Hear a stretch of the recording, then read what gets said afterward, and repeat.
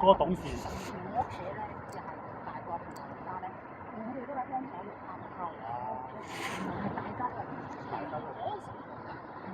冇事就冇事冇事咪冇事咯佢咁啱過骨咯，因為佢出邊乜嘢咯？出邊嗰個牆出邊而家粒粒嗰啲全部起晒同一個。好啊，佢啲員工咁滯啦，即係佢已經彈到過多半年就過骨㗎啦。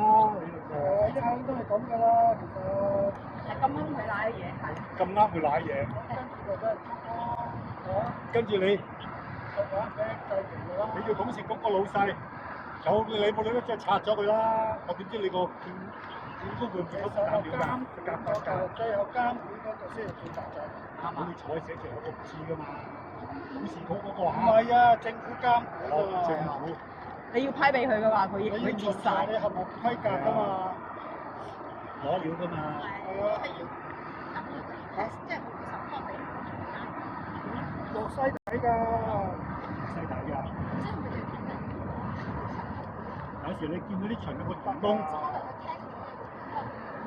咁啊，即係佢行遠啦，如果係唔得㗎，就要落西底㗎。細底㗎。係啊，可以㗎。睇住你喺埲牆鑽個窿出嚟攞個石屎翻去壓㗎嘛。佢自己都係講話落咗幾多次㗎，發出幾多次又話得幾多次㗎。不過佢